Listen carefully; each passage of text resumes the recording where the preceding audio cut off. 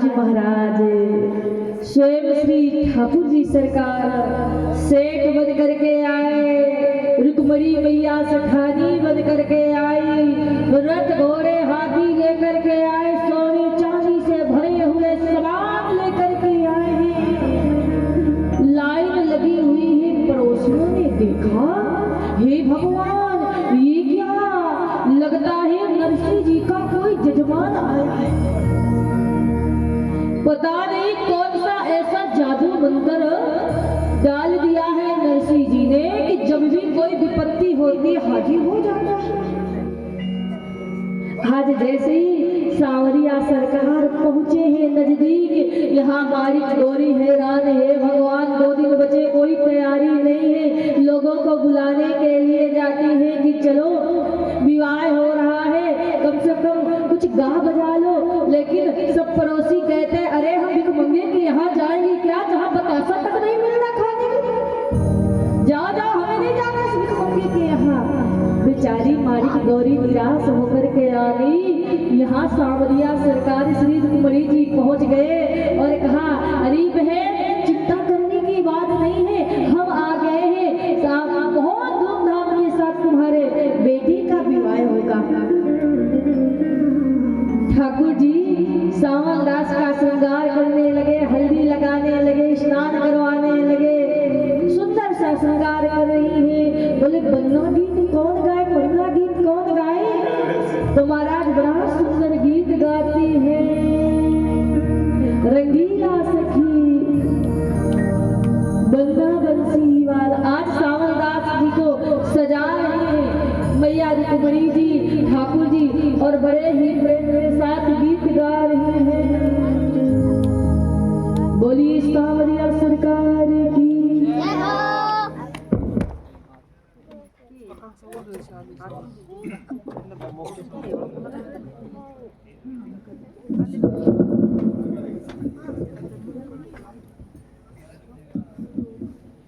बोली बाकी बिहारी लाल की। आज मैया रुक्मणी बड़ा सुंदर गीत गा रही है। ठाकुर जी सावन दास का श्रृंगार कर रहे हैं, हल्दी लगा रहे हैं, उपटन लगा रहे हैं, स्नान करवा रहे हैं, वस्त्र पहना रहे हैं, सेहरा बांध रहे हैं।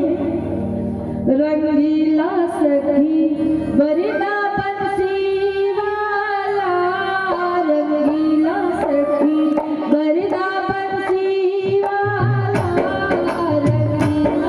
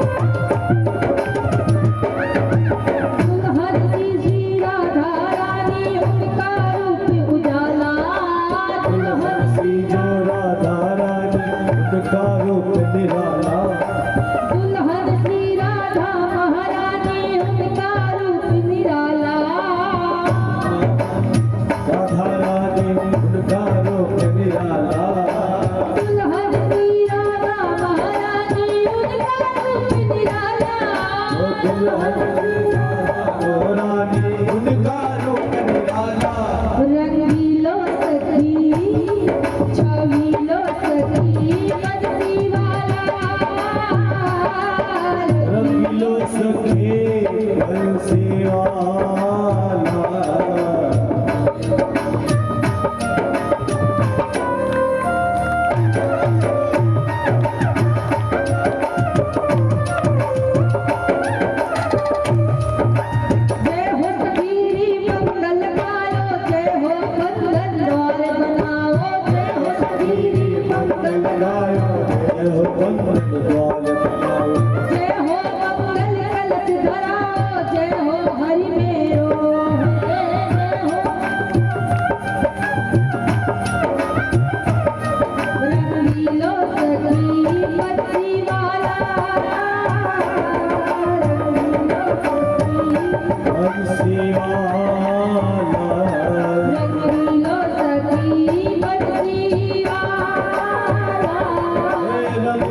सके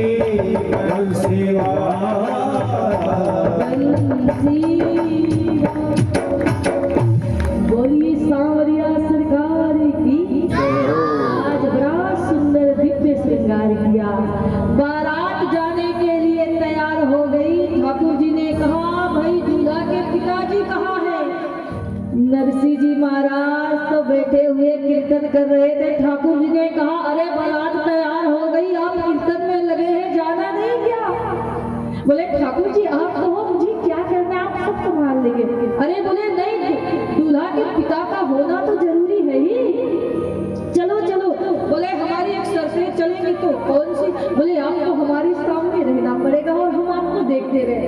बोले ठीक है भैया, कोई बात नहीं, जो चाहो सो सब करेंगे, लेकिन अभी चलो, देर हो जाएगी। यहाँ महाराज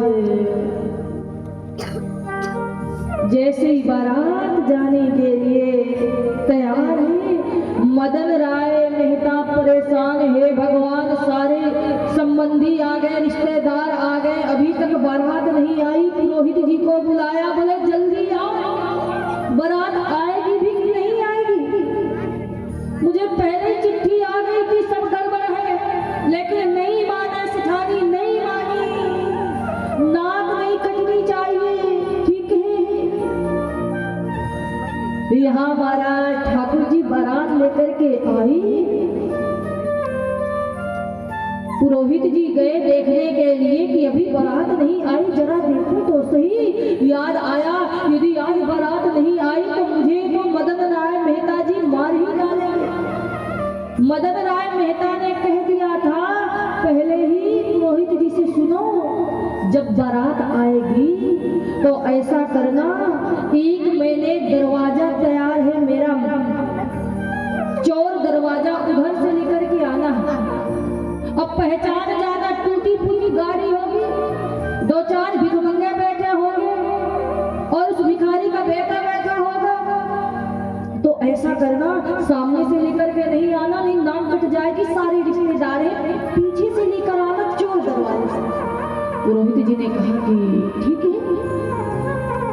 पुरोहित जी गए देखने के लिए तो देखा लंबी कतार लगी थी, रथ घोड़े हाथी, सोना चांदी हीरा मोती भर भर के आ रहा है। महाराज जैसे देखा तो पूछा, अरे भैया ये कोई राजा की यात्रा जा रही है? कौन जा रहे, कहाँ जा रहे? तो जो बराती थे, अरे बोले जूनागढ़ से बारात जा रही नरसिंह जी महाराज के बेटे सावलदास जी की। ही भगवान सावलदास जी की। हाँ देखा, नरसिंह जी महाराज झूम रहे हैं, गा रहे हैं, नाच रहे हैं। महाराज बारात में सारे लोग नाचते गाते हुए जा रहे हैं। जैसे महाराज देखा, पुरोहित जी ने हे भगवान घबराए दौड़ लगाई और कहा मदन राय मेहता से, देखो देखो बारात आ गई, इतने सारे घोड़े हाथी हैं कि तुम अपना सारा खजाना भी बेच लोगे ना तो उनके घोड़ों के लिए भूसा नहीं खरीद पाओगे। मदन राय मेहता ने सुना, क्या बोल रहे, जरा मैं भी देखूं। जैसे महल में चढ़े, देखे इतनी लंबी लंबी बारात, महाराज हाथी घोड़े रथ आ गए। देख करके ही भगवान, मैं तो इनको पानी तक नहीं पिला पाऊंगा। ठाकुर जी ने कहा नरसिंह जी से, बोले तुम्हारे समधी के दरवाजे में बारात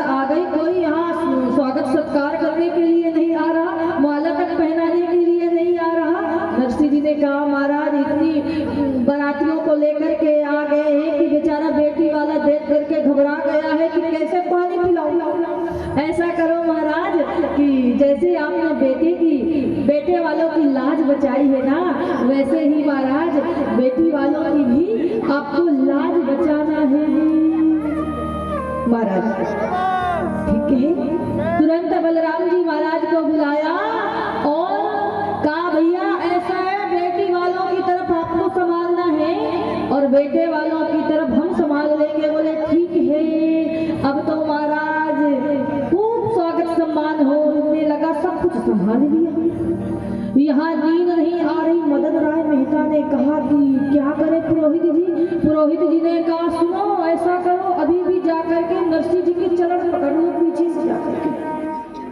मदन राय मेहता ने कहा भैया सारे रिश्तेदार हैं, आगे से जाऊंगा तो क्या होगा, लोग देखेंगे। अरे बोले आगे से क्या जरूरत है जाने की, जब तुमने नरसिंह जी को बुलाने के लिए चोर दरवाजा तैयार किया है ना, ऐसा करना उसी चोर दरवाजे से जाओ, जा करके क्षमा मांग लेना। चोर दरवाजे से गए और दौड़ करके जहाँ पर सांवरिया सरकार बैठे हुए थे ना, वहीं पर जाकर के उनके चरणों को पकड़ लिया। सांवरिया सरकार ने कहा हे भगवान क्या कर रहे हो, मेरे चरण क्यों पकड़ रहे हो। बोले महाराज नरसिंह जी महाराज क्षमा करें, और मैं तो पानी तक नहीं पिला पाऊंगा, अब लाज बचाना है। सांवरिया सरकार ने कहा अरे भैया सुनो, मदन राय मेहता जी हम कोई सेठ नहीं है, ना ही हम कोई नरसिंह है, हम तो उनके नौकर चाकर है महाराज। हे भगवान नरसिंह जी के इतने नौकर हैं तो नरसिंह जी कैसे होंगी। बोले जाओ और जाकर के उधर सामने जो बना हुआ है जहाँ कीर्तन की आवाज आ रही है वहीं पर जाकर के चरण पकड़ लेना। दौड़ करके गए और महाराज नरसिंह जी के चरणों को पकड़ लिया। महाराज कृपा करो। नरसिंह जी ने कहा आप बेटी वाले हो, बेटी वाला दान करता है, अपना रत्न अनमोल दान करता है, कभी वो छोटा नहीं हो सकता है। जिसको आप नौकर समझ रहे हो ना, वो नौकर नहीं सारी जगत का मालिक है। बोलिए बाकी बिहारी लाल। आज महाराज ठाकुर जी महाराज की जय जयकार कर रहे हैं, लोग गा रहे हैं बड़ा सुंदर। हो मेरा आपकी कृपा से सब काम हो रहा है,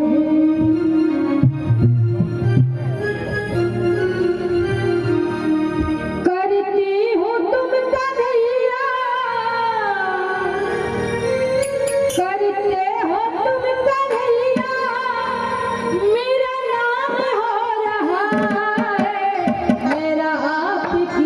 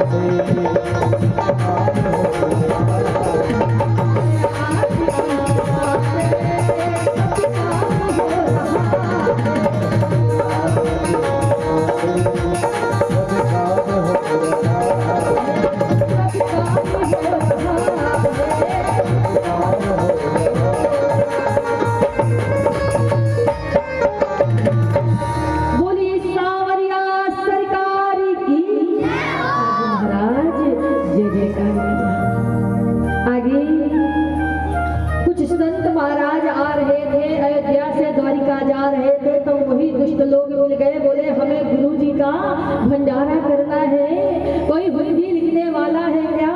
उन दुष्ट लोगों ने कहा अब मजा आएगा। क्या कह दिया? अरे नरसिंह जी महाराज हुंडी लिखते हैं, नरसिंह जी महाराज हुंडी लिखते हैं, आप चले जाओ वहीं पर।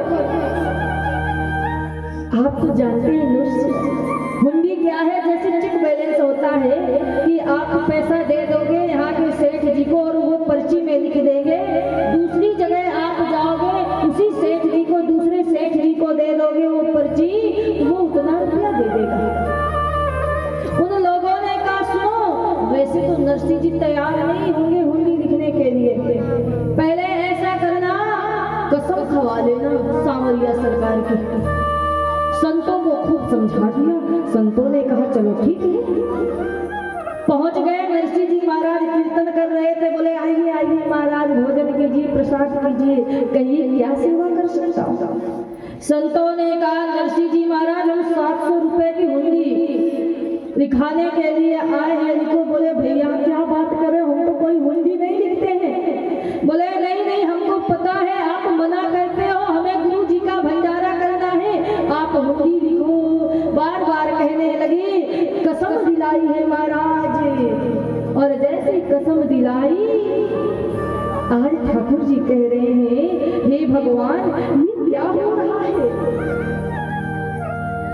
मैं तो हुंडी नहीं लिखता लेकिन ये आ गए हैं संत हुंडी लिखाने के लिए, अब आप ही कुछ कृपा करो। कसम जब दिला दिया तब महाराज हुंडी लिखने लगे हैं। बोली राधा रमण सरकार की, बाके बिहारी लाल की। आज भक्त बड़े प्रेम के साथ गाते हैं मेरी हुंडी करो स्वीकार जी। आज भेजा लिख करके और पहुंच गए सारे संत महाराज ठाकुर जी को देखने लगे हैं, कहाँ है हमें हुंडी देना है, सावल साह कहाँ है, क्योंकि नरसिंह जी ने कहा था कि आप ऐसा करना ये हुंडी सावल साह को ही देना। 2 दिन हो गए, 3 दिन हो गए, बोले लगता है नरसिंह जी ने ठग लिया, गालियां देने लगी। जैसे नरसिंह जी को बुरी भला कहने लगे उसी समय मुनीम का रूप लेकर के स्वयं सांवरिया सरकार आ गए हैं और कहा भैया कोई हुंडी लेकर के आया है क्या? नरसिंह जी की बोले महाराज हम ही लेकर के आए हैं, तो दीजिए। दिया महाराज और लेकर के अपने खजाने में गए, इतना भंडार दिखाया है। नरसिंह जी महाराज की तो जय जयकार है। संत आए हुंडी लेकर के, काहे प्रभु आपकी जय हो जय हो जय हो, बोली बाकी बिहारी लाल की जय हो। आइए महाराज हम सभी अब उस कथा की ओर प्रवेश करेंगे। आज नरसिंह जी भात भरने के लिए नानी माई के हैं। समय व्यतीत होने लगा। महाराज कहते हैं ना कि भगवान जब जिसको देते हैं तो